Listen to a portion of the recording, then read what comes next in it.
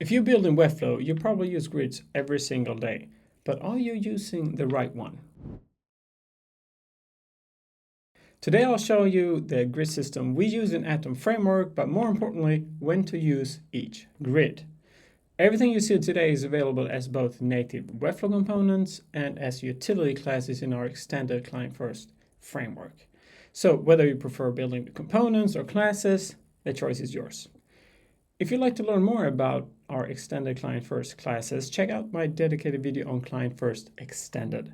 Today, though, we'll focus on our grid components. So let's jump into Webflow.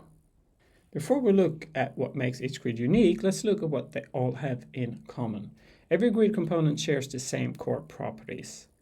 Under space, you control the top and bottom padding using our fluid spacing variants. Under columns, you'll also find a field for gap and alignment. This accepts our standard utility classes, so you can quickly control the spacing between grid items using classes like gap small, gap main, and the rest of our gap utilities. You can also control the vertical alignment of our grid items with utility classes like grid align top, grid align center, or grid align bottom. If you're ever unsure which classes are available, just click the tooltip for the complete list or check out this style guide. Under content, you'll find the component slot where you simply drop in your content. And finally, under animation, you can enable or disable our staggered scroll animations for the grid children. We will cover our animation system in another dedicated video pretty soon, so do subscribe if you do not want to miss that. So, with that covered, the only thing that really changes between our grid components is how the columns behave. We'll start with the even grid, and it's exactly what it sounds like. Every column has the same width. Under the hood, we use CSS fractions, where every column always takes up equal space. You simply choose between 1, 2, 3, or 4 columns using the grid columns variant. The responsive behavior is already built in. 2 and 3 column layouts collapse to 1 column on mobile landscape, while the 4 columns become 2 columns on tablet before collapsing to 1 column on mobile landscape. But what if every column shouldn't have the same width? That's exactly what the uneven grid is for. Just like the even grid, the name says it all. Instead of equal sized columns, the uneven grid lets you create layouts where one column takes up more space than the other ones. You can choose between 4 variants, 1, 2, 2, 1, 1, 3, and 3, 1. Just like the even grid, the responsive behavior is already built in, so you don't have to think about breakpoints. On smaller screens, all uneven grids collapse to one single column. So far, we looked at layouts where you decide the number of columns, but what if you don't want to decide that at all? This is where autogrids become incredibly useful. Instead of deciding how many columns your layout should have, you simply decide how wide each column should be.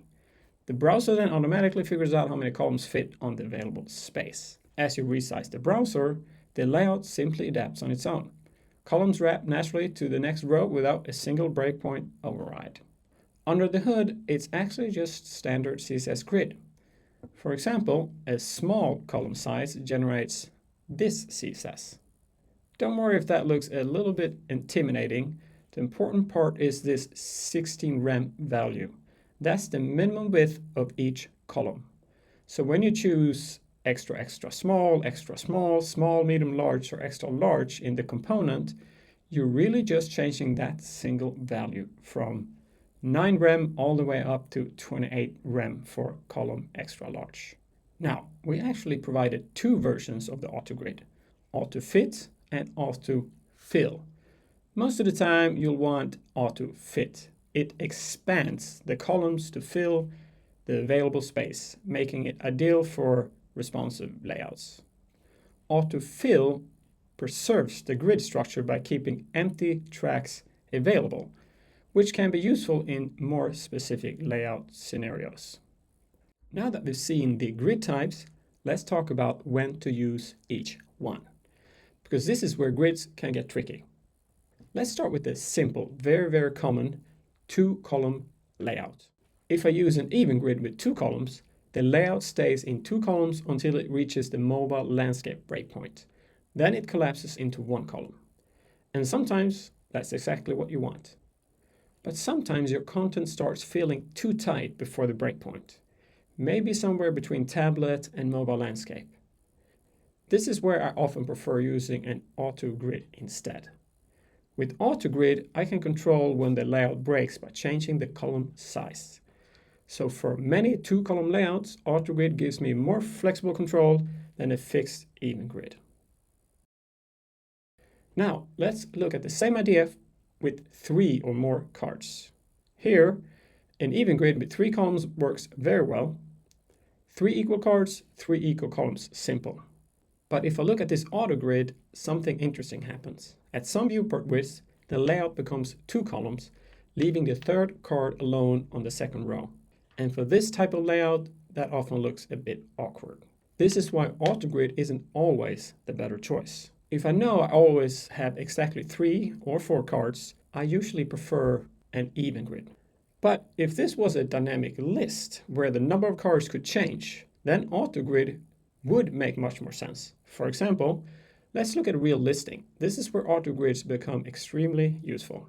For a collection, like a gallery, portfolio, or any layout with many items, I don't want to manually decide the number of columns for every breakpoint. Here, the auto grid fill works really well. I can choose the column size to control how many cards fit on each row, and the card keeps a consistent structure instead of stretching too much. So for listings, auto grid fill gives me a much more flexible and scalable layout. Finally, let's look at the uneven grid. This is the right choice when one side of the layout should clearly have more visual weight than the other. Maybe the image should dominate, maybe the content needs more room, or maybe you want like a classic content and sidebar layout. Uneven grids work best when you have an even number of items, 2, 4, 6, 8, and so on. That way the layout keeps a consistent rhythm with smaller and larger columns alternating naturally on desktop.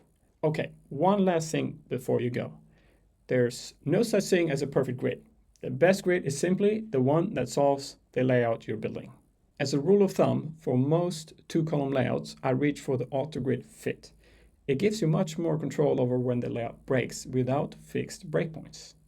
For 3 or 4 fixed columns, I'd almost always use an even grid. The layout stays balanced and avoids awkward wrapping.